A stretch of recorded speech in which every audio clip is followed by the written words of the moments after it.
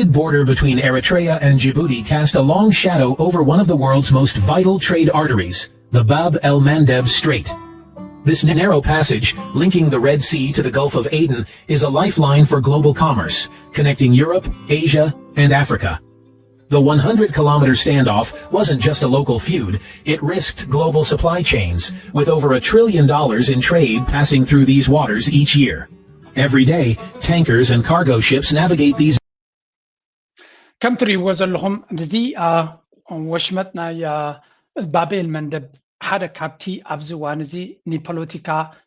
نايكرنا أفريقيا ترى كونس بدرجة علم أزارة بارستي إنه خونز ما تزليو and I'll tell you why زي مجلس أنزل ليه كونن مجمريا أب عيننا إسرائيل أتيزل ليه زي قدايزي زي بوتازي لأنكنه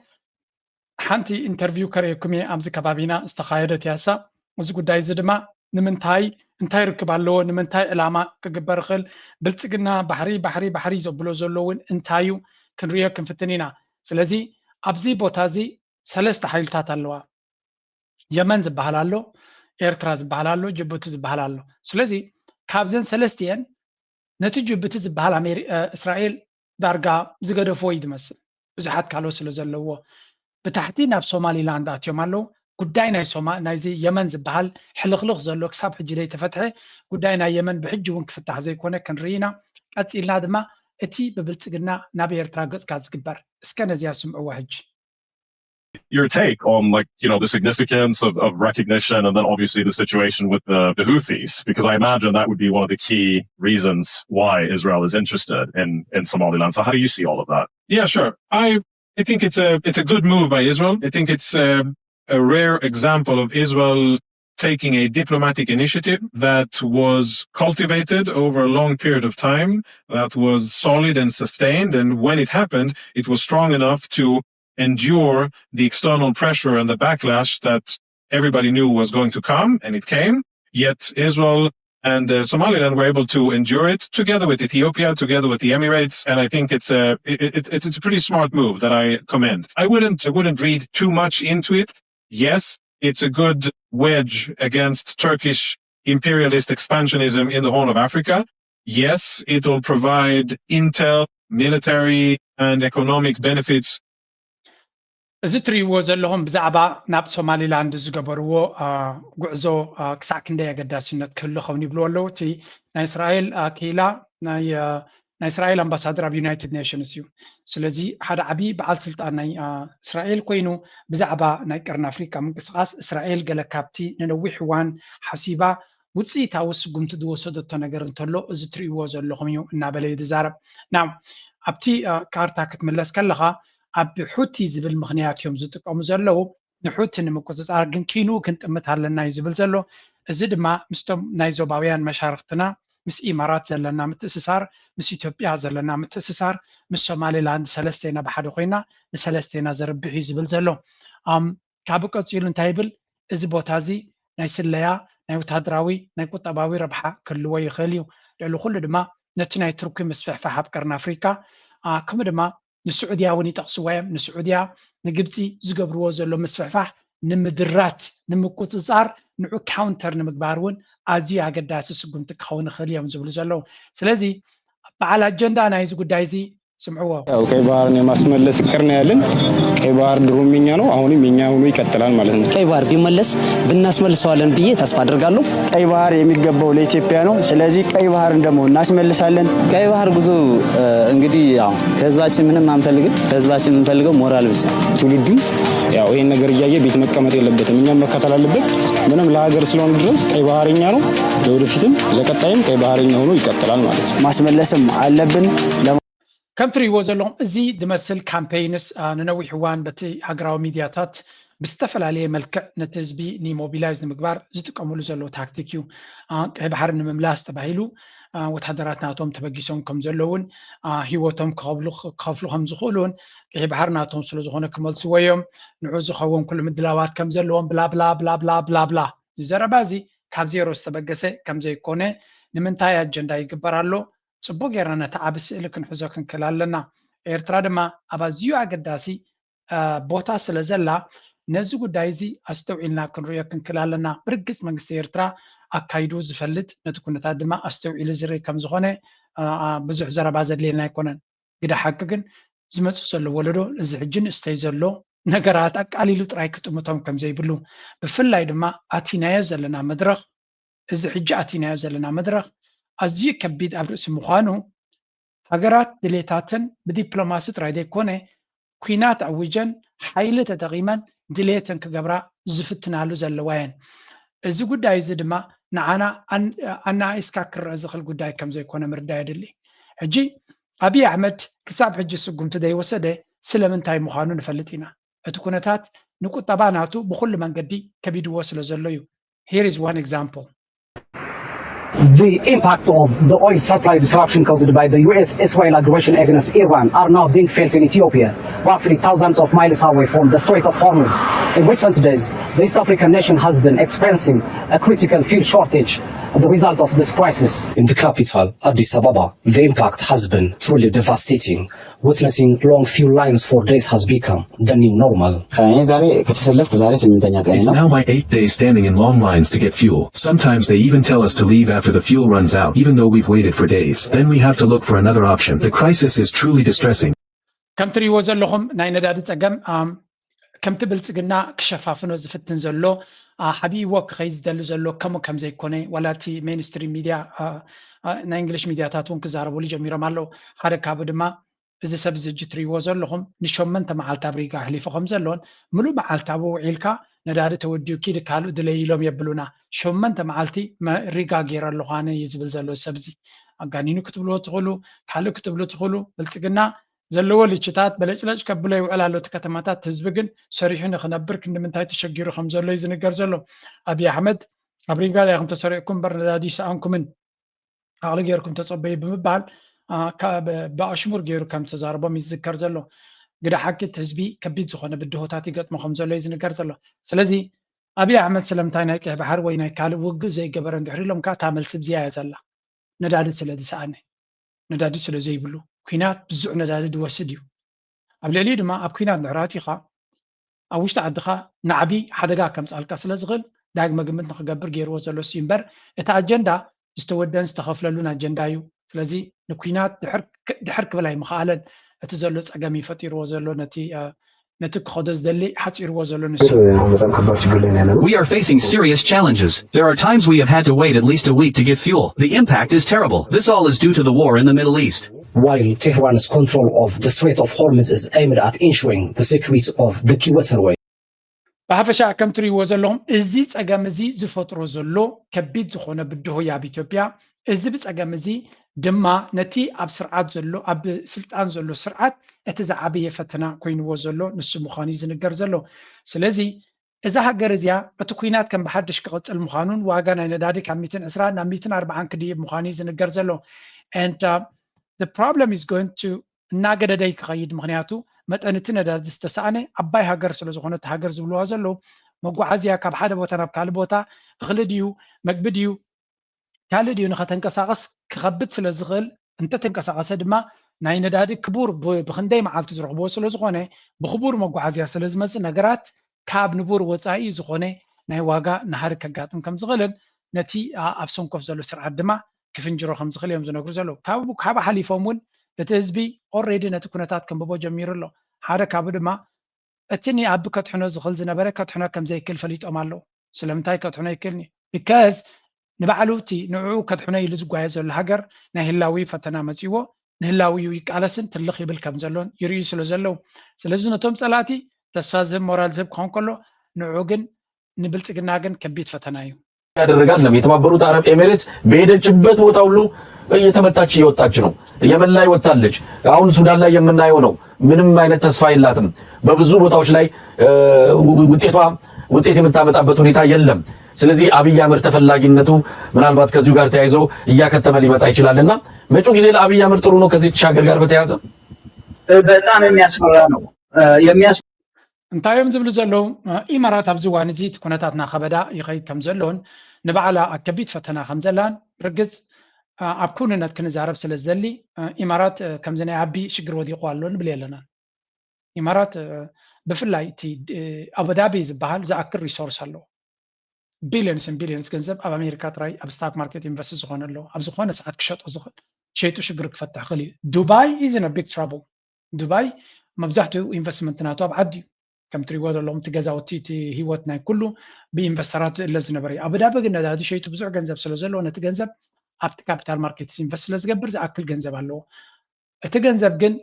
ኩሉ ነገር ብገንዘብ ብወረቐት ይፍታሕ ማለት ኣይኮን ስለዚ ነዳዲ ንብልፅግና ክሕግዝዎ ከጥሕንዎ እውን ቀሊል ክኸውን ኣይክእልን እዩ ወላ እኳ ክገብሩ ኣይክእሉን እዮም ተዘይበልና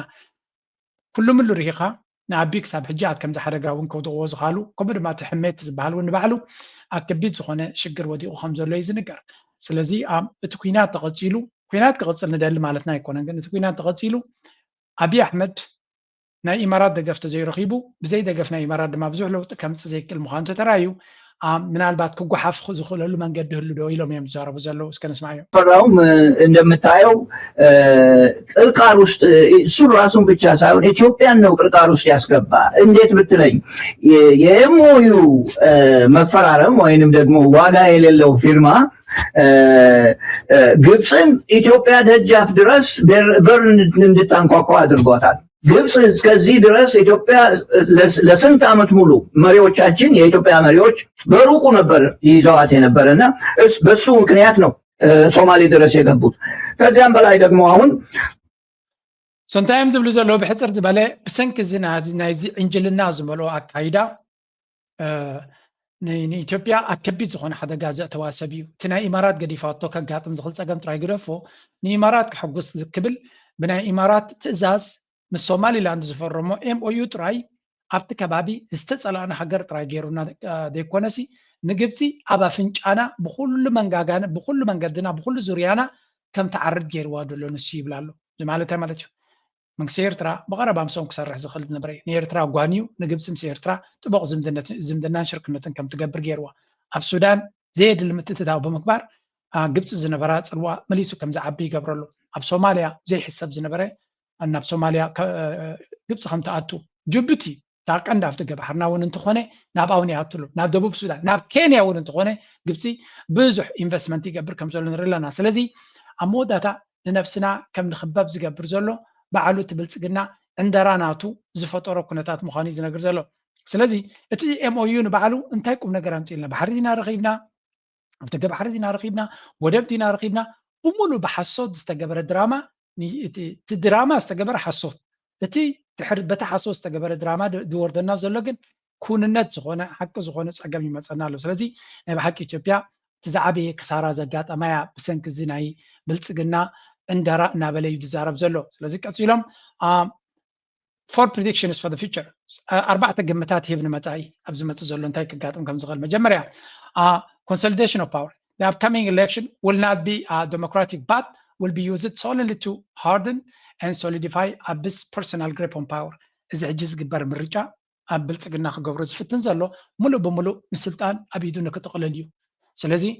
ንኣቢ ከም ኣምላኽ ዘምልኽዎ ሰባት ኣብ ስልጣን ክመፁ እዮም ኣቢ ድማ ምናልባት ሕጂ እውን ገባርን ሓዳግን እዩ ዘሎ ዝለዓለ ገባርን ሓዳግን ኮይኑ ክወፅእ እዩ ስለዚ ሙሉእ ስልጣኑ ኮንሶሊዴት ሙሉእ ስልጣን ኣብ ኢዱ ንክቆፃፀር ዕድል ክህቦ ዝኽእል ምርጫ እዩ ዝብል ዘሎ ቁፅሪ 2 human right crisis ናይ ሰብኣዊ መሰላት ግህሰት ናይ ሰብኣዊ መሰላት expect an increase in human rights violation as the government feels more pressure ፀቕጥን ኣብ ልዕሊ እቲ መንግስቲ እናዓበየ ምስ ከደ ግህሰት ናይ ሰብኣዊ መሰላት ካብ መጠን ንላዕሊ እናዓበየ ክኸይድ ከም ዝኽእልን እናበርትዕ ክኸይድ ከም ዝኽእልን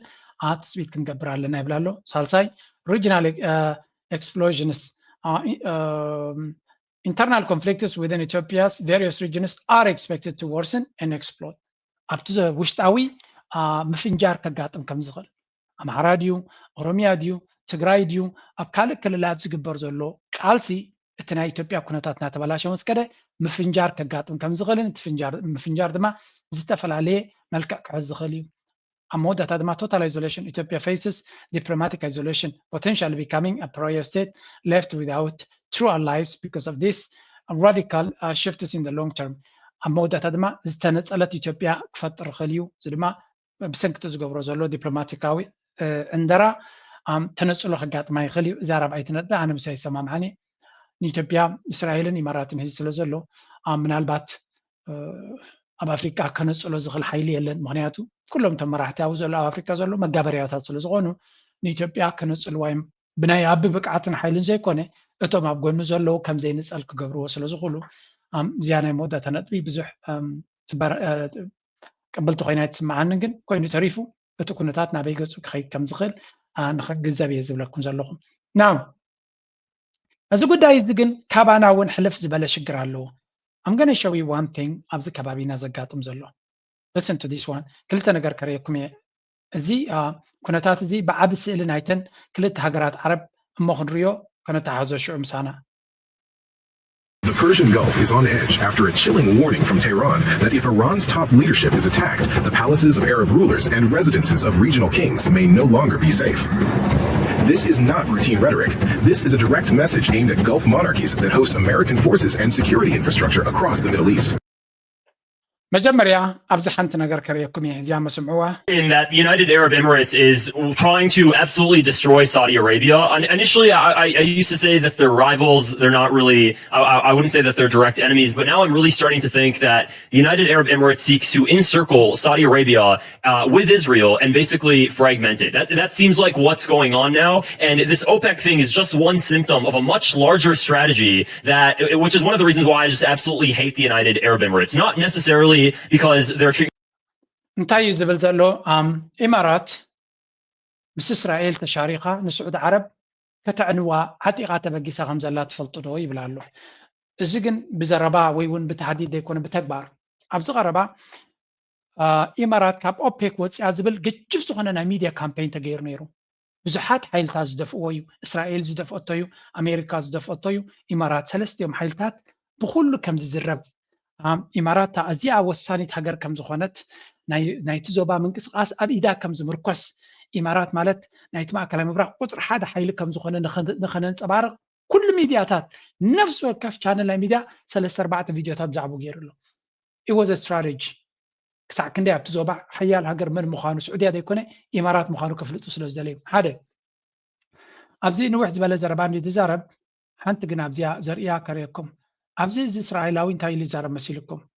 Moshe here is attacking Saudi Arabia's vision for 2030, which is, they have a lot of economic goals that they want to achieve by 2030, and MBS set out this whole vision. And he goes on, he says that, Saudi Arabia's 2030 vision is absolutely dead. And it's shared with a photo of this map, and it's in Arabic, but what you're basically seeing here is a map with all of these different Israeli flags, where Israel wants to basically establish allies and encircle Saudi Arabia. And of course, the United Arab Emirates is right behind. እንታይ ዝብል እዚ ትሪዎ ፀናዕኩም መጀመርያ ናይ እስራኤል ፋይናንስ ሚኒስተር እዩ ናይ መሐመድ ቢን ሰልማን ቪዥን 2030 ዝብል ኣብ 2030 ሓያል ሃገር ክሓንፅ ኣብ ዝሓስበሉ ዘሎ ሕልሚ ምዃኑ ንሱ ቀዳማይ ነገር ነቲ ሕልሚ ናይ ወይ ራእይ ናይ 2030 እስራኤል ከተፍርሶ ምዃና እስራኤል ድማ ንስዑድ ዓረብ ምስ ስዑድ ዓረብ መጋበርያ ናይ እስራኤል ተዘይኮይና እስራኤል ከመይ ጌራ ከተውድቃ ምዃና ከመይ ጌራ ከቢባ ሒዛታ ከም ዘላ ይዛረብ ኣብ ኢድና እያ ዘላ ስዑድያ እዩ ዝብል ዘሎ እንታይ ማለት እዩ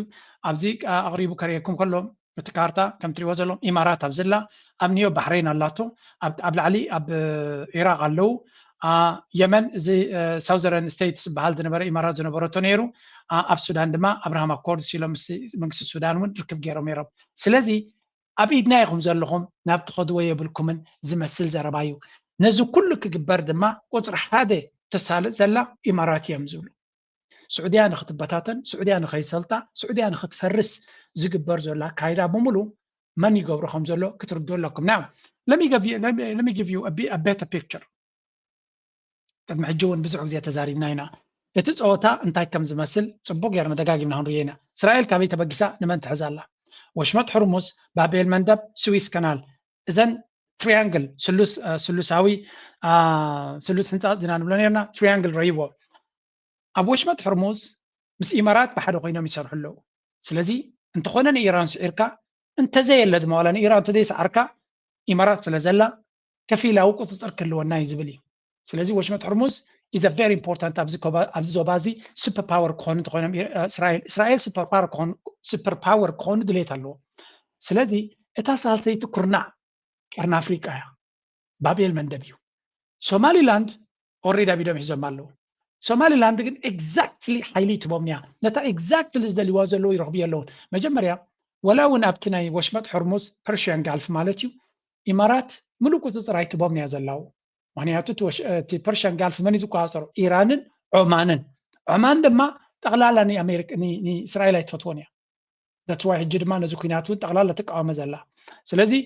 ወሽመጥ ሕርሙዝ ኣብቲ ኩሎ ብኢማራት በር ኣይቀረቡን ኣለዉ ኣብ የመን ፈቲኖም ነይሮም እዮም ዳርጋ ኦልሞስት ኣትዮም ነይሮም እዮም ስዑድያ ፕሬዚደንት ኢሳያስ ድያ ኣበራቢርዎም ወላ ባዕሎም እዮም ተበራቢሮም ካብ የመን ፀፊዖም ኣልዮሞም ኣለዉ ትፀወታ ግን ኣይተወደን ኣሎ ስለዚ ስቲል ክምለስ ዝኽእል ጉዳይ እዩ ኣብ ናይ ሱዳን ኦልሞስት ተዓዊቶም ከለዉ እቲ ፀወታ ተቐይሩ ዳዓ መሰሪዕ እናተገለፈ ይመፅእ ኣሎ ስለዚ እቲ ፕላን ናቶም ካብ ዝተበገሱሉ ኣብ ብዙሕ ከሲሮም ኣለዉ እዚ ማለት ግን እቲ ክሳራ ንግዝኡ እዩ ናይ ኤርትራ እውን እንተረኣኹሞ እዚ ኩሉ ዓቢ ብልፅግና ባዕሰብዶ ባሕሪዶ ገለዶ ዝብልዎ ዝነበሩ ኣካል ናይቲ ኣጀንዳ እስራኤል ሱፐር ፓወር ንኽትከውን መጋበርያታት ተጠቂማ ትገብሮ እዩ ንሃገራት ዓረብ ብእስላማዊት ሃገር ኣብ ቀርኒ ኣፍሪካ ድማ ብኢትዮጵያ ጌርካ ክልቲኦም ኢትዮጵያ ኣፍሪካ ዲፕሎማስያዊ ሽፋን ዘለዎ እዩ ንዑ ተጠቂምካ ድሌትካ ትገብር ኣብቲ ናይ ማእከላዊ ምብራቅ ድማ ኢማራት ዲፕሎማስያዊ ጨዋታ ኣለዎ ነዘን ክልቲአን ኣሳሲርካ ብድሕሪ መጋረጃ ናይ ኣሜሪካ ሓይልን ተወሲኽካሉ ብዙሕ ነገር ከተሳልጥ ትኽእል ኢኻ سعود عرب دامو سلمنتاي مس امريكا بس اسرائيل كسرح زي تدلي مش دليت كم زنبرو مستناي ابراهام اكوردز سلام كغبري دلي نيرم تبايلو ترديو مال سعودياون مغنياتو مغابريا ناي امارات كخونيم زغدد زلو سعوديا زاكل مغابريا ناي امارات كغبرو وايم زلي زلو اسرائيلن اماراتن رايون كلتين قاويت هاجرين سعوديا I don't know كندي 5 اسرائيل كتكون تخل كندي 10 امارات كتكون تخل تخون مايبي يعني مالتي كم دزي هاجرن كم دزي صلوا زلو هاجرن بزن قاويت هاجر كم دليتهم كتماززو كفكد ايكني اسرائيل مايبي 5 مليون 6 مليون حزب له امارات دما كم تري ودر لهم 1 مليون حزب له سدتنيا دما على 7 مليون 8 مليون حزب له سعود عرب ازي عب هاجري سلازي سعود عرب نفسه كوز يزفتن له زي مس ኤርትራ ዝግበር ዘሎ ምስ ሱዳን ዝግበር ዘሎ ምስ ካልኦት ሃገራት ዝግበር ዘሎ ምስ ሱዑድያ ምስ ቱርኪ ምስ ፓኪስታን ዝግበር ዘሎ ኣካል ናትዩ እዚ ውድድር እዚ ድማ ከቢድ ፈተና ክልዎ ያብዙን ገሊጽዎ ነይሩ ክትፈልጡ Bab al-Mandeb area and it'll be able to serve strategic purposes of Israel in that area. That's good. Yes, it'll strengthen the bond with Ethiopia and with the UAE as a countermeasure to both Egyptian but also Saudi initiatives, but mostly Turkish. So that's also good. And I think it's very justified. You know, I have Somalilander friends, people from Somaliland whom I've known for a while. I was country was لهم بحفشة نتو قدايتي ساتهم أسيهم يريوا كم زلون مسكولاتهم مشاركتنا نسرح لنا نزبوت هذين من الرقاقات يوم زبل زلو سلزي أستوعي الكاكرو زلون لعلت إنك أغزليو كرتاتنا نرزلنا إرترادما أبزي كبابزي كنا عغزيك لقداسي جغرافيكاوي تسقى سلزلوا مسكمن مشاركتها مسكمو مسانا كشارخو زخول هقرات درو إسرائيل السعودية تارجت جراتالا نجبت تارجت جراتالا نتركون سلستيان زين هقرات زياتن كبيرترا تطبيقني عبيان بهزبي يخون بجغرافيكاوي كمام تاناتن سلزي إرترا زين هقرات زياتن نيرترا يلن زي كونا نفسن كتحنا كبلا نيرترا تمثل هقر إمارات ندهراتيو أبو ويون سعودية ويون إسرائيل تأتيو سعودية ودي على مالتيو بهم يمزروا يوصل تركون تحنيق على مالتيو سلزي الذكر الدمزي إرترا فولي كابيتالايز قبر لهم زلان لنفسها بزي من قد زين خطوز تفتن كم زلان اتفتناقن كسع كندي كبيت كم زخوني مقنزاب يدلي كلت يوم كم زي لمنا فكر قلو أبزي حجز كايات كوينات زخوني يقول مراحنا إيران تتحريمو نزوم نقصات ناي حقرات عرب نخلاتهم أبوتهم كدبدبهم يلا إيران زي قد اسمانيهم أبي لهم زخونة مراحناتنا تتحريمو كم تقدم حجز رعانا ينتقاتيمو نخل خاتكم توم نقصات ناي عرب كخستركم يا أبزل لهم بيت منقسناتكم قال كبلو يلا فكرات لهم على كقبروا وديو ما يقبرون نقزيان قد فقينو نبعلسو أزارة بارسينا نرزلنا سلازي إذا كبابينا كسع كندي أراجز مسيوكم زلو كن جنزب علنا نزون استخاخيل كان بعمقات ممرمارن كدلي إرترا دما زلوات أجاتات ملو بملو كتكملون كتقايلون زلوا كويني سمعني زبابيل من دبت راي زلنا تأجا أنا إسكا كرزخل كم زي كونه نحنا نزلنا تأجات تغيمنا بزوج ربحا كن رخبوا لنا خل من جدن وحسنت كن رخبوا لنا خلن للخل دما ካብ ዘሎ ካብ ፈቀዱ ክመፀና ዝኽእል ፈተናታት ክንገላገለሉ ንኽእል መንገዲ ክንፈጥር ኣለና እዚ ተሓደ ኮይኑ ናብ ቀርኒ ኣፍሪካ ንመለስ what is going on ኣብ ቀርኒ ኣፍሪካ መጀመርያ ናብ ኢትዮጵያ ንኸይድ ህወሓትን ጊዜያዊ ምምሕዳር ትግራይን ተፈጢሩ ዘሎ ናይ ስልጣን ቅልውላው ንውዕል ፕሪቶርያ ኣብ ሓደጋ ከይወድቆ ዓብ ስጋት ፈጢሩሎ ሕብረት ኤውሮጳ ነዚ ኩነታት ብዓብ ሸቕሎት ከም ዝከታተሎ ብምግላጽ ዘውፅኦ ህፁፅ መግለፂ ዝሓዘ ጸብጻብ እቲ ወጥሪ ንስምምዕ ፕሪቶርያ ኣብ ሓደጋ ከይእትዎ ፖለቲካዊ ፍልልያት ብዘተ ጥራይ ክፍታሕ ጸዊዑሎ ኣዜብ ብርሃነ ሕብረት ኤውሮጳ በክልል ትግራይ እናዓረገ ዝመጽእ ዘሎ ፖለቲካዊ ወጥሪ ከም ዘሰከፎ ብምግላጽ ክሎም ወገናት ካብ ዳግማይ ኩናት ተዓቂቦም ፍልልያቶም ብዘተ ክፈትሑ ጸዊዑሎ እዚ ሓድሽ ወጥሪ ክኽሰት ዝኽኣለ ቀዳማይ ሚኒስተር ኣብይ ኣሕመድ ዕድመ ስልጣን ጊዜያዊ ምምሕዳር ትግራይ ንተወሳኺ 1 ዓመት ክናዋሕ ድሕሪ ምውሳን እዩ መንግስቲ ፌደራል እዚ ስጉምቲ እዚ ሕጋውነት ከም ዘለዎ ክገልጽ እንከሎ ሕወሓት ግን ነቲ ውሳነ ንውዕል ፕሪቶርያ ብቁሉዕ ዝጥሕሲ ብምባል ብጽንዓት ከም ዘይቅበሎ ኣፍሊጡሎ ማእከላይ ኮሚቴ ሕወሓት ኣብ ዘካየዶ ስሩዕ እቲ ብመሰረት ስምምዕ ፕሪቶርያ ዝቆመ ጊዜያዊ ምምሕዳር ፈሪሱ በቲ ቅድሚ ኩናት ብህዝቢ ዝተመርጸ ዝበሎ ቤት ምኽሪ መንግስቲ ትግራይ ክትካእ ወሲኑሎ ኣብ መንጎ ክልቲኦም ኣካላት ዘሎ ምስሓብ ናብ ዝለዓለ ብርኪ ደይቡ ኣብ ዘለወሉ እዋን ኣፈኛ ሕወሓት ኣቶ ሚካኤል ኣስገዶም ፕሬዚደንት ጊዜያዊ ምምሕዳር ሌትናል ጀነራል ታደሰ ወረደ ስልጣኑ ብሰላማዊ መንገዲ ከረክብ ጸዊዑ እዩ እዚ ክግበር እንተዘኪኢሉ ግን ዓብይ ስሕተት ከም ዝፈጸመ እዮም ኣጠንቂቖም በአንጻሩ ጀነራል ታደሰ ወረደ ነዛ አካይዳ ሕወሓት ሓደገኛን ንኹናት ዝዕድምን ብምባል ዘረክቦ ስልጣን የለን ክብል ንጠለብ ሕወሓት ውድቅ ገይርዎሎ እቲ ኩነታት ብኸምዚ ቁልጡፍ እናዓረገ ኣብ ዝኸደሉ ዘሎ እዋን እምበር ሕብረት ኤውሮጳ ብዓብ ሸቕሎት ይከታተሎ ከም ዘሎ ኣፍሊጡ ሕብረት ኤውሮጳ በመግለፂኡ ነቲ ኣብ ሕዳር 2022 ኣብ ፕሪቶርያ ዝተኸተመ ብስምምዕ ቀዋሚ ምቁራጽ ተጻቦታት ኣብ ሓደጋ ዘእቱ ዝኾነ ይኹን ስጉምቲ ብህፁፅ ክውገድ ጸዊዑሎ ተወሳኺ ካልእ ዙር ኣዕናዊ ኩናት ክውገድን ኣብ መንጎ ኩሎም ወገናት ዘሎ ፍልሊ ፖለቲካዊ ዘተ ጥራይ ክፍታሕ ከም ዘለዎ ኣስሚሩሉሎ እዚ ሕጂ ተፈጢሩ ተወዲ ከምቲ ዝበሃል ሚልዮናት ገለገለ ንግደፎሞ ብዙሕ መስዋዕቲ ክንከፍል ተለና መንግስትና ክንምልስ ቲ 2.7 መሪጭ ዝበሃል ዘላ ዝመረፀ ህዝብና ክነኽብር ኢና ተዋጊእና መጀመር መሬትና ስለተወሰደ ካሊእ ይነበረንትና መጀመር ሕዚ ዝረአ ዘሎ ግን ከመይ ጌርና ትኹነታት ተወዲ ትግራይ ከም ትግራይ ቀልጢፍ ዝኹነታት እዚ ከምቲ ዝበልኩሞ ክዘናጋዕ አይብልን ይሰርሐለ እዩ ትውድብን ህዝብን ክቃላጠፉን ሓቲት እዩ ስራሕናውን ክረምቲ ተኣተወ ክንትግሪና ኖርማሊ ነዚ ዝኽፈል ፔይመንት ዋጋ እንተሃልዩ ክንከፍሎ ኢና እዚ ኢና ድማን ምስ ሰራዊትናውን ምርዳእ እንዳወፅሕና ልፀንሕና ሕዙ ነብዚ ወሲና ይኽንከል ዘለና እዚ ጉዳይ እዚ ሓሳብ ትቕበሎ ዶ ይትቕበሎ ኣርባዕቲ ኦልተርኔቲቭ ታናይ መጀመርያ ታቕብልቲ ተኻልኦት ግን ግልጽ ንኽትኮኑ ተንቲንወሉ እቲ ጊዜያዊ መንግስቲ ይቐጽል ብመሰረቱ ኣነ ክቕጽል ኣይፈቅድ ዝንብር መንግስትና እዚ ኣብ ዝሓለፈ እውን ዋጋ ከፊልና ኣለና ተኸቢድ 8 ወርሒ ውግእ ክበሃል ተሎ መንግስትና ይመለስ ህዝብና ዝመረጾ ናቦቱ ይመለስ እዩ ነይሩ መሊስና እየ ነይርና ሰኣን ብጥንቃቄ ውዕል ፕሪቶርያ ዝፍጽም ኣካል ብዘይ ምፍጻም ብዘይ ምስትውዓል ዝተገበረ ፌለር ድማ ምክር ቤትና ፈሪሱ ህዝቢ ትግራይ ዛ ምክር ቤት ክትምልሱ ኣይኹም ነዚና ሕዚ ንግዚኡ ግን ቅቡል ገርና የለና ኢለት ምክር ቤት ኣል ተመረጸ በህዝቡ ዲና ይሰጎረሉ ዝተኸሓድናሉ ዘመን እዩ 3 ዓመት ማን ዝተኸሓድናሉ ዘመን ከምዛ ሰምዖ ዘለኹም እያ ስለዚ ሽምግልና ተፈቲኑ ብልጽግና ድማ ሽምግልና አይደለን ይሉ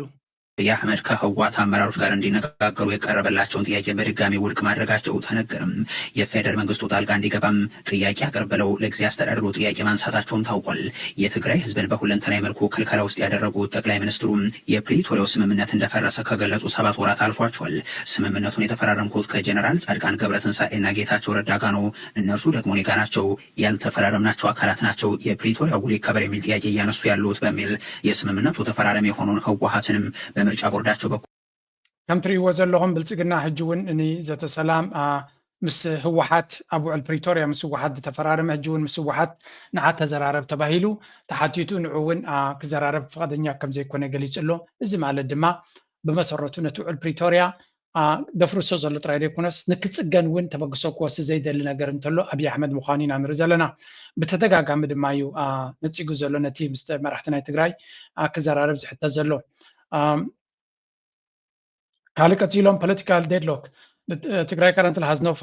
formal administration ትግራይ ኣብዚ እዋን እዚ ወቅዓዊ መንግስቲ የብላን political or budgetary ties within the federal government leading to complete halting federal funding and field supplies ስለዚ ብሰንኪቲ ተፈጢሩ ዘሎ ናይ መንግስቲ ሃጓፍ ነቲ ኣብይ ኣሕመድ ድሸሞ ታደሰ ወረደ እቲ ህወሓት ንዓና ዝውክል ኣይኮነን ነቲ ውዕል ፕሪቶርያ ዘፍርስ ስለ ዝኾነ ንስልጣን ኣይንቕበሎን ኢና ድሕሪ ምባሎም ኣብ ተፋጠጥ እዮም ዘለዉ እዚ ድማ እቲ መንግስቲ ጠቕላላ ፖለቲካውን ቁጠባውን ሽግር ገጢምዎ ኣሎ ምክንያቱ ባጀት ናቱ ይኹን ናይ ነዳዲ ይኹን ናይ ካልእ ናይ መድሃኒታት ቀረባት ብናይ መልክዕ ክመፅእ ዝኽእል ከም ንሪኦ ዘለና the extension of the TPLF interim mandate ወይ ከዓ ስልጣን ናይቲ ግዝያዊ ምምሕዳር ዝበሃል ዝነበረ ከመይ ነይሩ ናይ ክልቲኦም ወገን እዩ ምርዳእ ዘድልዮ ነይሩ ክልቲኦም ክረዳዱ ይከኣሉን ስለዚ ሓንቲ ዘረባ ዘላ diplomatic pressure ከም ዘሎን US and African Union diplomats have attempted to mediate and encourage dialogue but the efforts have been rebuffed by the Prime Minister ስለዚ ሕብረት ኣፍሪካ ይኹን ኤውሮፓ ሕብረት ካልኦት ዲፕሎማት እውን እንትኾኑ ናይ ኣሜሪካ እውን እንትኾኑ ኣብ መንጎ ህወሓትን ኣብይ ኣሕመድን ሽምግልና ክገብሩ ይፈቲኖም ተደጋጋሚ ድማ ብኣብይ ኣሕመድ ከም ዝተነፀገ እዩ ዝንገር ዘሎ ከምኡ ከም ዝተነፀገ ግን ኣይገልፁን እዮም ህወሓት ይኣቢ ከም ዘሎ ጥራይ ዝዝረብ ቀፃሊ fears of intervention reports suggest that the federal government may be seeking a formal invitation from the Tigrayan leaders to intervene militarily ስለዚ ብልጽግና ኣብይ ኣሕመድን ብልጽግናን ካብቶም መራሕቲ ናይ ትግራይ ጻድቃንን ጌታቸውን ስምረት ፓርቲን ዝበሃል ዘሎ ኩናት ሓግዘና ዝብሉ ጻውዒት ክረክብ ሞ ምስቶም ናይ ሓራ መሬት ደጎሎዶ ዝበሃሉ ዘሎ ተጠቂሙ ናብ ወታደራዊ ስጉምቲ ክኸይድ ከም ዝኽእል እዩ ዝንገር ዘሎ መርኣያ ናቱ ድማ መጀመርያ እቲ ጻድቃን ዝበሃል ለንቀነ ዝበሎም መስምዑ ትግራይ ኣብ እዋናዊ ፖለቲካዊ ኩነታት ትግራይ ኣድሂቡ ሰፊሕን ዓሚቑን ዘተ ከም ዘካየደ ፍሊጡ ኣብ ልዕሊ ህዝቢ ትግራይ ክካየድ ዝፀንሐ ልፍንታዊ ደማዊ ኩናት ብመስዋእቲ ጀጋኑ ደቂ ትግራይ ደው ክብልን ኣፈላላያት ብልዝብ ክፍትሑን ዘኽእለ ስምምዕ ፕሪቶርያ ብምፍራሙ ተኹስ ደው ኢሉ በብዕለቱ ብጥይት ዝመውትን ዝመዛበልን ዝነበረ ትግራዋይ እንተነኣሰ ካብ ድምፂ ተኹስ ዕረፍቲ ክረክብ ካብ ዝጅምር ዛጊድ 3 ዓመት ገይረሎ ዝበለ እቲ ብጀነራል ጻድቃን ገብረትንሳኤ ዝምራሕ ምንቅስቓስ ደሌት ለውጢ ትግራይ ህዝቢ ትግራይ ስምምዕ ሰላም ፕሪቶርያ ብሰላማውን ሕጋውን መንገዲ ብምሉእነት ክትግበርን ናብ ምሉእ ሰላምን ልምዓትን ክሰጋገርን ድማ ኩሎም ፀገማት ተፃዊሩ ብሃንቀውታ ይፅበሎ ኢሉ ይኹን እምበር ብዘይ ኩናት ክነብር ዘይኽእል ዝበሎ ድሕሪ ጉጅለ ህወሓት ምስ ብምኽንያት ስምምዕ ፕሪቶርያ ዝኮረዩን ዝተኸለፉን ሓይልታት ዝኾኑ ሻዕብያን ፋኖን ብምፅባድ ትግራይ ዳግም ማእኸል ዓውደ ኩናት ንምግባር ህዝቢ ትግራይ መሊእኻ ንምፅናት ዳንኬራ ኩናት ኣብ መውቃዕ ይርከብ ክብል ድማ ንህወሓት ከሲሱ እዚ ናይ ኩናትን ጥፋትን ፅምዶ ንኩናት ቀድመ ምድላዋት ወዲዩ ፈኸራታት ኩናት ምእዋጅ ካብ ዝጅምር ዋላ እኳ ዝፀንሐ እንትኾነ ሕጂ ግን ናብ ምሉእ ኩናት ንምእታው ብዕሊ ስምምዕ ፕሪቶርያ ፈሪሱ ኢሉ ኣውጆ ኣሎ ክብል እውን ጀነራል ጻድቃን ዝመርሑ ውዳበ ኣቃሊዕሎ ጉጅለ ህወሓት ስምምዕ ፕሪቶርያ መሰረት ዝገበረ ሓቆፋይን ኣሳታፋይን ግዝያዊ ምምሕዳር ናይ ምጥያሽ ዕድላት ኩሎም ብምዕጋት ነቲ ንባዕሉ ቢሒቱ ብስም ስምምዕ ፕሪቶርያ ክጣይሽ ዝገበሮ ግዝያዊ ምምሕዳር ብሓይሊ ንምፍራስን ብሓፈሻ ድማ ንስምምዕ ሰላም ፕሪቶርያ ብምፍራስ ነቲ ብስምምዕ ሰላም ፕሪቶርያ ዝፈረሰን ግዜኡ ዝሓለፎን ቤት ምኽሪ ንምምላስ ወሲኑ ሰፊሕ ምንቅስቓስ ይገብር ከም ዘሎ ምንቅስቓስ ደሌት ለውጢ ትግራይ ብዝርዝር ገምጊሙን እዞም ስዕቡ ውሳነታትን ንመርገፅታትን ከም ዘመሓላለፈ ድማ ኣፍሊጡ ቀዳማይ ስምምዕ ሰላም ፕሪቶርያ ብሰላማዊ መንገድን ብልዝብን ከይተሸራረፈ ክትግበር ካልኣይ ብስምምዕነት ፕሪቶርያ ዝተጣየሸ ግዝያዊ ምምሕዳር ንኩሎም ፖለቲካዊ ሓይልታት ትግራይ ሓቆፋይን ኣሳታፋይን ኮይኑ ዳግማይ ክጣየሽ ሳልሳይ ኣብ መላእ ትግራይ ናይ ኩሎም ፖለቲካ ሓይልታት ተሳትፎን ናይ ህዝቢ ወሰናይነትን ዘረጋግፅ ኣብያተ ምኽሪ ካብ ክልል ክሳብ ጣብያ ክጣየሽን ህዝቢ ባዕሉ ምምሕዳሩ ክመርፅን ራብዓይ ብጉጅለ ህወሓት ዝግበር ዘሎ ነባር ቤት ምኽሪ ምምላስ ዝብል ሓደገኛን ጻሕታሩ ኩናትን ተግባራዊ ብሓፈሻ ናይ ትግራይ ኩነታት ከምዚ ኢሉ ኣብ ምትህልላኽ ኣብ ዘለወሉ ግዜ ኣብ ኣምሓራ ድማ ሰፊሕ ዝኾነ ሰላማዊ ሰልፊ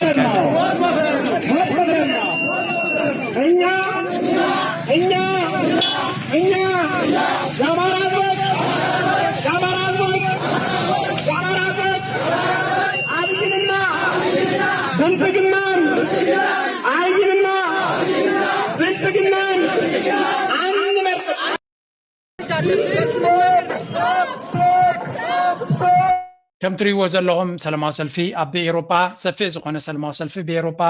ኣብ ኩሉ ዲያስፖራ ኣብ ዲያስፖራ ብኩሉ ኤውሮፓ ክካየድ ከም ዝኽእልን ኣብ ውሽጢ ኢትዮጵያ እውን እንተኾነ ከም ትሪእዎ ዘለኹም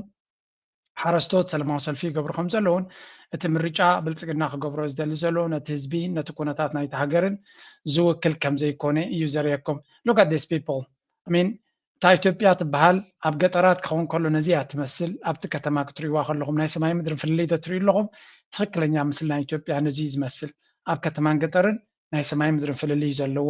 ህይወት ናይ ኢትዮጵያውያን ኣዝዩ ዝተፈላለየ ነገር እዩ ዝኾነ ህዝቢ ኣምሓራ ኣብ ክልል ኣምሓራ ፋኖ እውን እንተኾነ ምርጫ ከምዘይካየድ ከም ዘይምዃኑ ኣትሪሩ ይሰርሕ ኣሎ እቲ ህዝቢ እውን እንተኾነ እናተቃተልና እናሞትና ሰላምን ርግኣትን ዘይረኸብና ሽማዊ ምርጫ ጌርካ ተወሳኺ 5 ዓመት ዲ ዋላ 6 ዓመት ዋላ 7 ዓመት ከም ድሌትካ ክትፃወተልና ኣይነፍቅድን ኢና እዩ ዝብል ዘሎ መርኣያ ናቱ ድማ ከም ትሪእዎ ዘለኹም እዮም ብኩሉ ዝተዋሃደ መጥቃዕቲ ወይ እውን ተቃውሞ ኣንጻር ኣብይ ኣሕመድን ኣካይዳ ናቱን ንርኢ ኣለና ማለት እዩ እዚ እውን ነፍሱ ዝኻለ ተቃውሞ ነቲ ዘሎ ኩነታት እዩ እዚ ንዓቢ እንታይ ክገብሮ ይኽእል እንታይ ክፈጥረሉ ይኽእል ንግዜ ክንገትፎ ኢና because there are many things ብደሚርካ ክትሪኦ ዘለካ ብንፅል ጥራይ ሪኢኻ ክፍታሕ ዝኽእል ጉዳይ ኣይኮነን ሓንቲ ብዚያ ኣላ እዛ ዘረባ እዚኣ ምንስማዕያ ፅቡቅ ትርጉም ክትበና ትኽእል እያ እዚኣ ተሾመ እንደው የህዝቡን ስሜት ያው ህዝቡ ሁሉን ነገር ያውቃል እኛ ምንድነው ለቀባሪው አረዳው የሆነብን ተቸገርን ምናልባት ይሄ ህዝብ ትንፋሹን የሚሰማበት የሆነ መድረክ ቢያገኝ ኖሮ ምን ሊናገር ይችላል የሚለውን ስናስብ እሱን ሊናገር የሚችለውን ወክለን ነው እንግዲህ ትንፋሹን እያሰማን ያለ ነው አንድ ከማህበራዊ ሚዲያ ላይ ያገኘሁት ነው ምን ያህል ሰው ተማሮ እየጻፈ እንዳለ 2 ሊትር የእግዚአብሔር ውሃ 60 ብር የሚሸጥባት ሀገር ሩብ ኪሎ ጥብስ 500 ብር የሚሸጥባት ሀገር 1 ሊትር ናፍጣ 1000 ብር አንድ ፍንጃል ቡና 40 ብር ባጃጅ መኪና የተለያየ ተሽከርካሪ ኖሮ የምትራብባት ሀገር ሙዚቃ ሰማ ተብለ ማጎሪያ የምትወርድባት ሀገር ከጥቂቶች መገር ሁላችንም በሚባል መልኩ ምረት ናይ ኢትዮጵያውያን እዮም ዝዛረቡ ዘለው ስለዚ ክንምንታይ ሃገር ኣብ ከቢድ ፈተና ከም ዘላ እዮም ዝነግሩ ኣብዚ ግን ሓንቲ እንታይ ይብሎ እቲ ኩነታት ናይቲ ሃገር እስከ ብኸመይ ትገልጾ ምስ በሎ ፅቡቅ ዝኾነ ገምጋም ናይቲ ቁጠባ እዩ ዝነግር መጀመርያ ኢትዮጵያ ኣብዚ እዋን እዚ እንታይ ፀገም ኣጋጢሞ ኣሎ ክነግር ከሎ ከቢድ ዝኾነ ቁጠባዊ ብድሆታት ኣብ ኢትዮጵያ ኣብ ህዝቢ ኢትዮጵያ የጋጥም ከም ዘሎን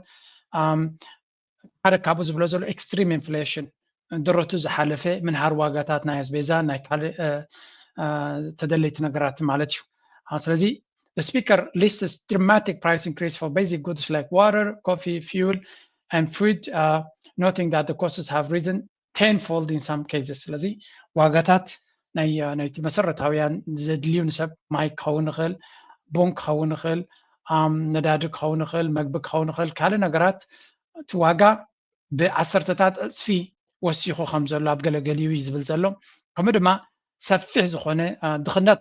መሊሱ የስፋሕፍሕ ከም ዘሎ ordinary citizens describe their daily struggles mentioning that they are on the brink of starvation and that they may have been forced into begging ተራ ሰባት ሰሪሖም ዝነበሩ ስድሮም ዝዓልዩ ዝነበሩ ብሰንኪ ዘሎ ኩነታት ናብ ጠቕላላ ድኽነት ምእታውን ኣብ ጎደና ወፂኦም ናብ ምልማን ቀሪቦም ከም ዘለዉ ይዝንገር ዘሎ ከይፈተኻ ናብ ለማናይ ዝቕይረካ መድረኽ ተበፂሑ ከም ዘሎ እዮም ዝነግሩ ቀፂሉ unemployment and hopelessness ሽቕለት ኣልቦነትን ተስፋ ኣልቦነትን ወይ ከዓ ተስፋ ቁርፀትን ይብላ ኣሎ mothers express despair and their children's lack of jobs with some even feeling unable to support or feed their families ስለዚ ወለዲ ብፍላይ ኣዴታት ድማ ብሓቂ ተስፋ ቁርፀት የጥቃዕን ከም ዘሎ ደቀን ስራሕ ዘይብሎም ንሳትን ድማ ስድራ ቤት ንመላይ ክሳዕ ኣዝዩ ከቢድዎን ከም ዘሎ እዩ ዝነግር ዘሎ government disconnect መንግስቲ ጠቕላላ ቃንዛ ናይቲ ህዝቢ ክርድኦ ዘይክእል ምዃኑ እዩ ዝነግር ዘሎ The speaker criticized the Prime Minister referred to indirectly for inaugurating recreational parks and sports centers while the public lacks basic necessities and industries that could provide jobs. ስለዚ ብልጽግና ንጉሆም ምሸትን ፓርክታት እዩ ዘመርቕ ዘሎ ኢሉ ፓርክታት ስራሕ አይፈጥርን እዩ ከብድኻ ምስ ፀገብካ ሂወትካ ምርታሕ ምስ ኮነ ኢንጆይ ትገብረሉ ቦታ እዩ ናይ መወዳእታ ደረጃ ናይ ምዕባለ እዩ ፓርክታት ትገብር ፅቡቅ ፓርክታት ግን ኣብ ናይ መወዳእታ ደረጃ ይድመፅ መጀመርያ ፋብሪካታት ኢንዱስትሪ ከተሃንፅ ሰብ ክሰርሓሉ ዝኽእል እቲ ፍርያት ድማ ነቲ ዕዳጋታት ከረጋግኣልካ ዝኽእል ስለዚ ኣቢ ዝርከብ ብሃብቲ ናይቲ ሃገር ንምንታይ የውዕሎ ኣሎ ንህዝቢ ኢትዮጵያ ኣብ ዘየገልግል ነጥቢ ዘውዕሎ ዘሎ መርኣያ ናቱ ድማ እዚ ዝርአ ዘሎ ከቢድ ዝኾነ ፈተና ናይ መናብሮ ማለት እዮም ዝብሉ ዘሎ ፓብሊክ ሰንቲመንት ቨርሰስ ኦፊሻል ናራቲቭ ስለዚ ናይ ብሓቂ እቲ መንግስቲ ዝገብሮ ዘሎን ኣብዚያ እውን ሓንቲ ቪድዮ ፅቡቅ ገይሮም ገሊፆም ነይሮም ኣቢ ንዑ ትረኣዮ ዘላ ኢትዮጵያ ነቲ day to day ዝነብር ዘሎ ኢትዮጵያ ወትራዩ ዘሎ ኢትዮጵያን ክጋጠማ ከምዘይ ከዓላዮም ዝነብሩ ዘሎ ስለዚህ this is going to be a very interesting ንክትዕዘቦ ምስ ግዜ ንግዜ ክንገጥፈይና ግን ኣብዞም ክሰምዑ ትኽእሉ ይሄ ውሃ 10 ሊትር ነው 100 ብር ነበረ እኔ አዲስ አበባ ስገባ ከ8 ወር በፊት እኔ ኑሮ ውድነትን ማየው በውሃ ነው ሌላው ነገር ላይ አይገባኝም አሁን 150 ብር ገብቷል ማለ 110 ብር ነበረ ባንዲ 40 ብር ጨምሯል እንግዲህ በ150 ብር 10 ሊትር ዋጋስታችሁ አስቡት 1 ሊትር ብቻውን ስትገዙ በለሰኩ ዶክተር ቦርም እየራበኝ ነው እንዳንድ ወጣት ሰርቼ ይገባሉ ተምራለሁ በተማርኩት እሰራለሁ ከኔ የሚጠበቀውን እያረኩ ነው ግን ለምንድን ነው እየተቸገርኩ ያሉት ማልከተማ ላይ ነው መብራት ኢንተርኔት አላ ነገሮች እንዴት ታስቡትና ከምታስቡ ኢትዮጵያ ከምታስቡትና ከማስበው በላይ እየተገነባች ነው ከምታስቡትና ከማስበው በላይ 27 ሚሊዮን ተረጂ የነበረበት ከም ትሪእዎ ዘለኹም ህዝቢ ከቢድ ዝኾነ ብቓላት ክገልጽዎ ዘይክእሉ ሽግር ከም ዘለዎም ይዛረቡ ኣብ ድማ እታ ሃገር ካብ ንስኹም ክትሓስብዎ ትኽእሉን ኣነ ክሓስቦ ዝኽእልን ንላዕሊ ትህነፅ ዘላን ትውንጨፍ ዘላን ሃገር እያ ስለዚ ኣይተረዳእኩምን ስለ ዘሎ እምበር እቲ ሃገርሲ ትውንጨፍ እያ ዘላ ይብሎም ኣሎ I'm not sure እቲ ህዝቢ ብኸመይ ክርዳእዩ ነዚኣ ዘረባ እዚኣ ካላርስቲ ግን it's a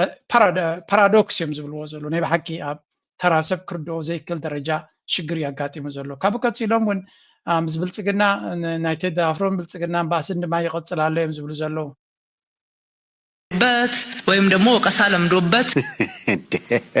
በስተት ቴዲ አፍሮን እንዳጠሩት አንፈልግም በስተት የኛ የምንላቸውን የህዝብ ልጆች በእናንተ አንደበት እንዳይጠሩብን አደራ የእናንተን ጥሯቸው ችግር የለም ብልጽግና የቴዲ አፍሮ አቅም አይቶታል የዓለም አቀፍ ሰው መሆኑ እያንዳንዱ ኤምባሲ በደንብ አድርጎ የሚከታተለው ሰው መሆኑ ያሳየ ነው የአማራ ፋኖ ህልውናን አረጋግጧል የአማራ ህዝብ ህልውና አይደለም የኢትዮጵያ ህልውና እያረጋገጠ ነው ያለው እንኳን የአማራ ህዝብ የኢትዮጵያ ህዝብ አለኝታ ሆኖ እየመጣል ነው ገና ደግሞ ይመጣል በቅርቡ ይመጣል ለሱ ምላሽ ወደ መስጠት ሳይሆን ለኢትዮጵያ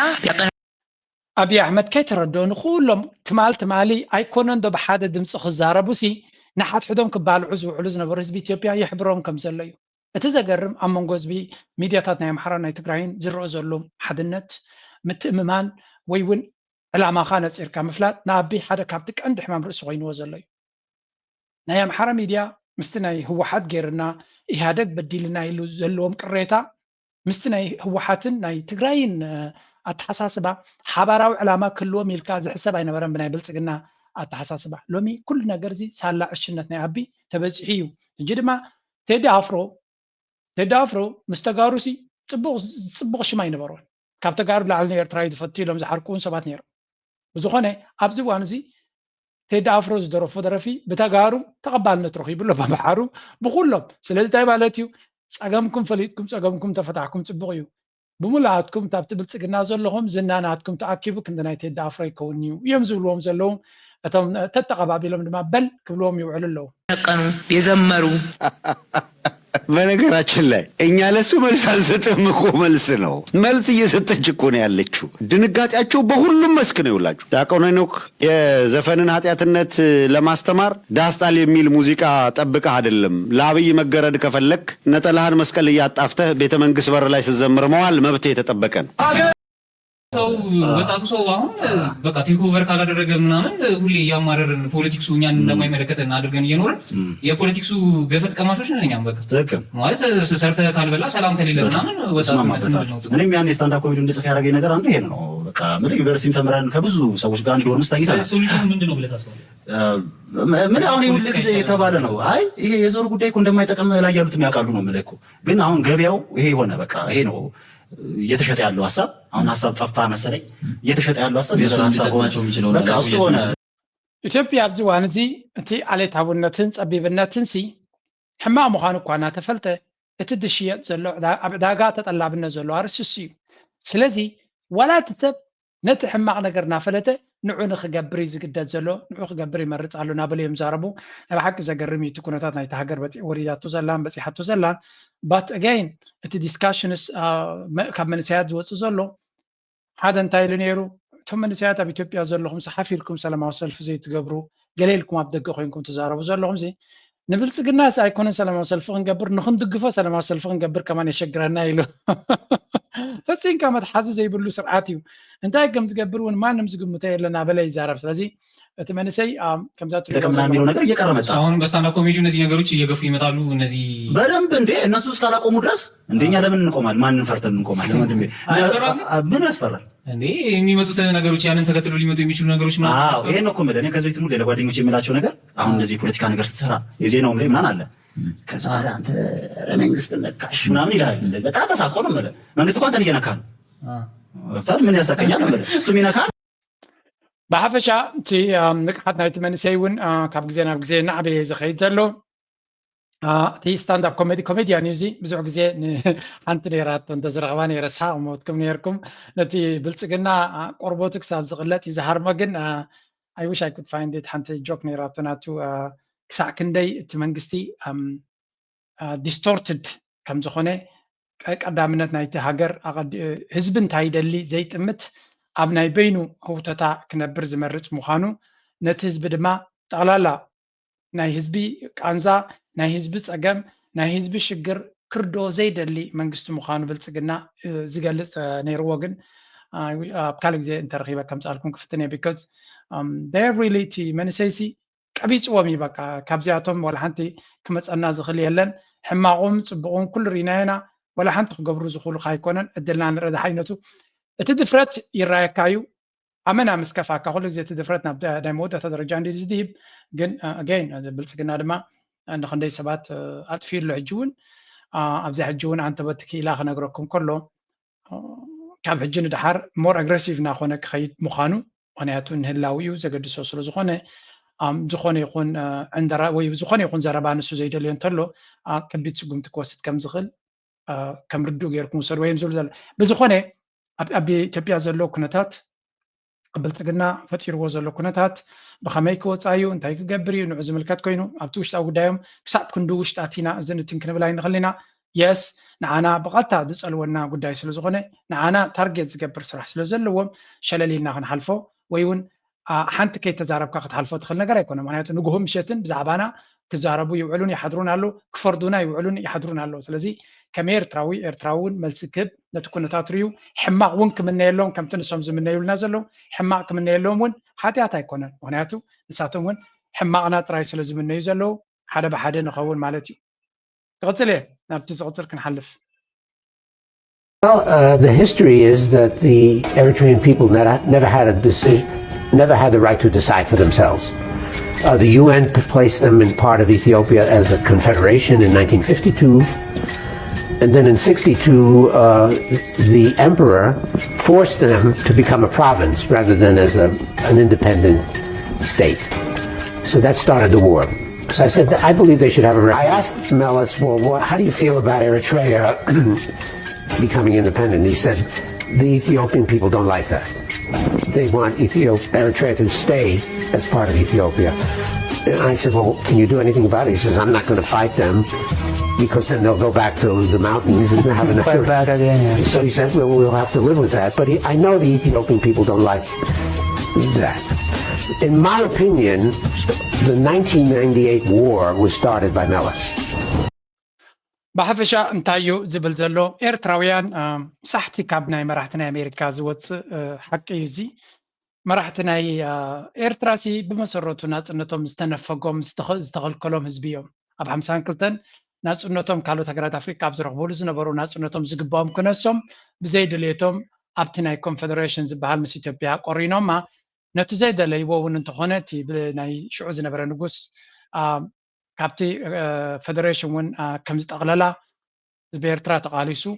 ናፅነቱ ምስ ረኸበ ንመለስ ኣብ ገለ ክፋል ሓቲተ ነይረ ከመይ ይርእይዎ እቲ እዛ ሃገር ኤርትራ ናፃ ምዃና ምስ በልክዎ ኢትዮጵያውያን ኣይፈትውን እዮም ኤርትራ ናፃ ምዃና ብምባል ንስኻ እንታይ ክትገብር ትኽእል ብዛዕባኡ ምስ በልክዎ ዋላ ሓንቲ ክገብር ኣይክእልነ ገለ ክገብር ተፈቲነ ኣብ በረኻ ክወፁ እዮም ከም ብሓድሽ ተቃሊሶም ድማ ገለ ክገብሩ እዮም ኢሉኒ ይብላ ኣሎ ዝኾነ ዝእመን ዘረባ ኣይኮነን ግን ካብኡ ናቡ ብናተይ ርእቶ ይብላ ገዳስ ዘረባ ግን ብናተይ ርእቶ ናይ 1998 ኩናት መለስ ወይ ከዓ ኢትዮጵያ ከም ዝጀመረቶ የዝርዳእ ይዝብል እዚያ ሓንቲ ካብተን ሳሕቲ ዝርከባ ሓቂ እያ Because I've read you've heard of WikiLeaks? Yes. This was U.S. communications that were leaked. Okay. And I've been reading those, and it looks to me pretty sure that Meles wanted to explain to me why. Unfortunately,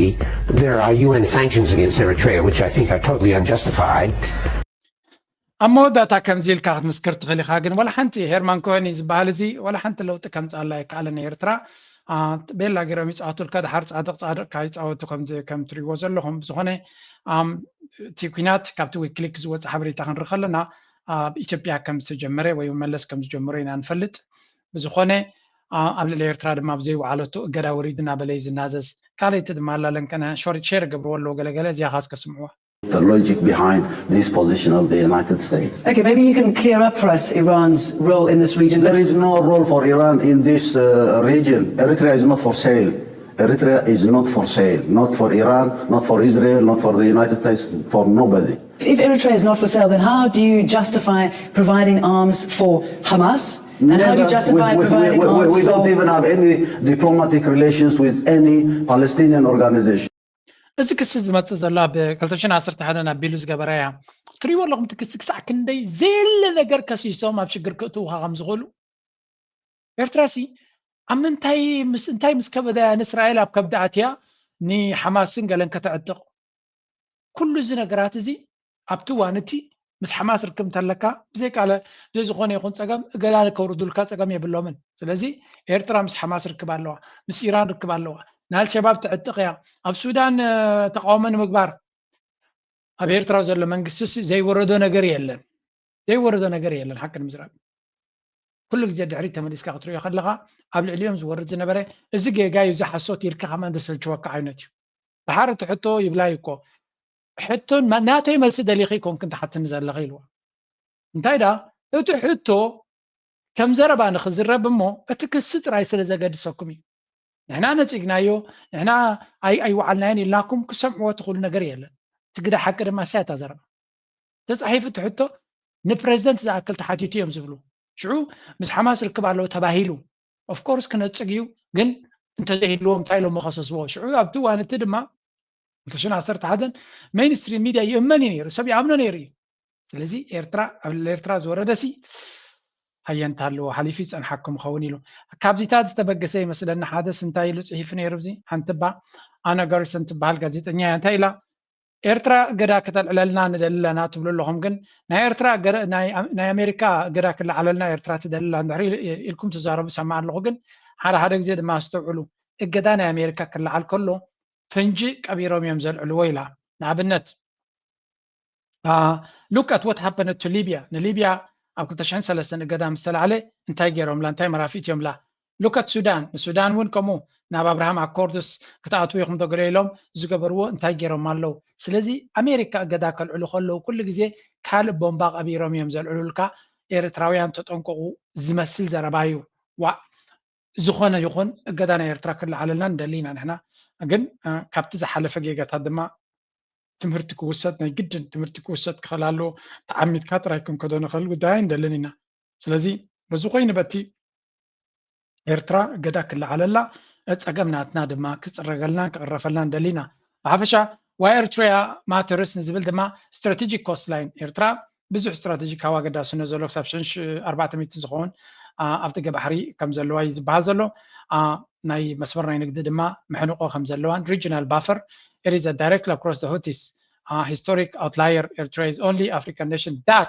consistently refuses both AFRICOM, US military, and IMF. Eritrea بزح فلينات فترة لا نقرات اللوجن تنقعز اللي نقرات ماله. Critics argue that the US follows a cycle of isolate, pressure, re-engage, cop out, and destroy. Eritrea كل أمريكا تحط له تكتيك كتير يلا كايبلو مجمريا ينتسلوها صارت يفزحولكا أمو داتا صمدو مساخا يجمرو أبتس صمدو زوردولكا دما نعاخا كنتات كان ساقامات كان ريوم كأنو خاي تقبولو سودان ليبيان دما كما بنت كنوصوهم نخلي إيرترا دما كابزوم كلت يوم كنت محاركت كلالو أطرايا كل زلي بحفشا بحكي أقداسي تعزبتيو كل نقرقن the dilemma for Eritrea لا تولا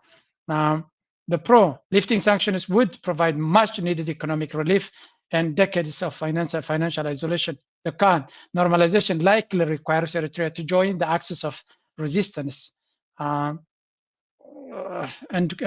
resistance conflict, potentially becoming a base for US military architecture. ስለዚህ ኤርትራ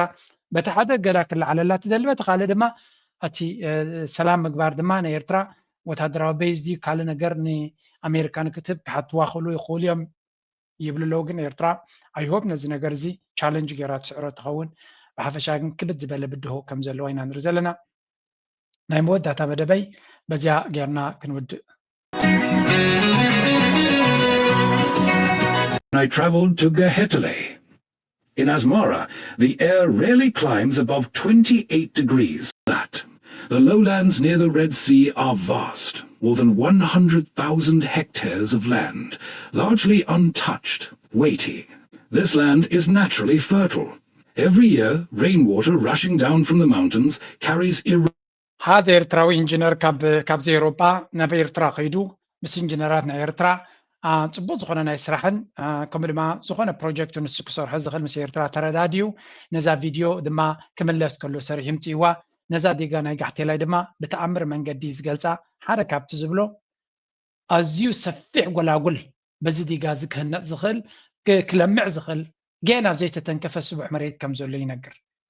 እቶም ኣብ ሕርሻ ኢንቨስት ክትገብሩ ትደልዩ ኤርትራውያን ኩሉ ግዜ ኣስፊሕኩም ሕሰቡ።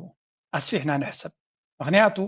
ኩሉ ግዜ ሕርሻ ክንሓስብ ከለና ኣብታ ጥቃ ዓድና ዝነበረት ቃፅዖ ንሕና ንፈልጣ ዝነበርና ኣብኣ ጥራይ ዝግበር ክመስለና ይኽእል እዩ። ኖ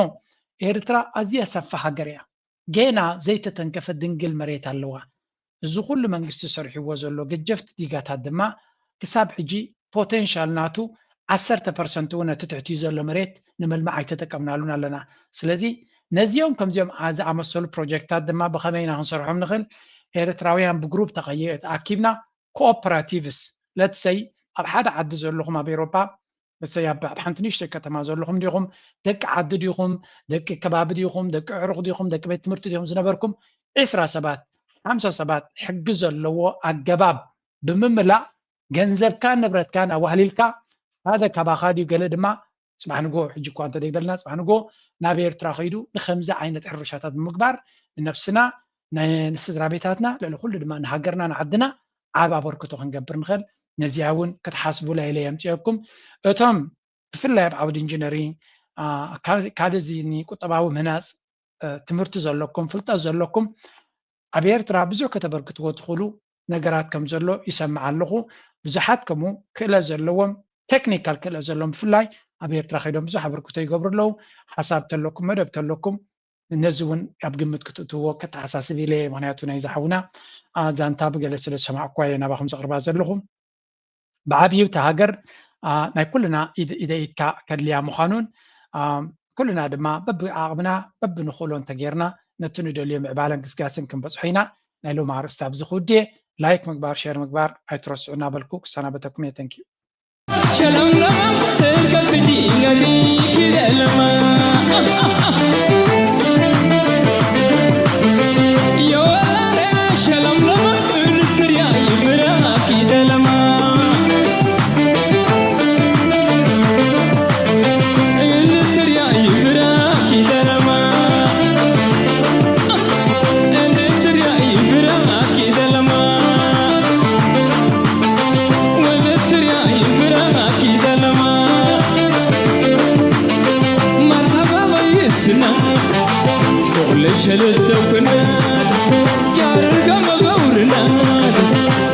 شلت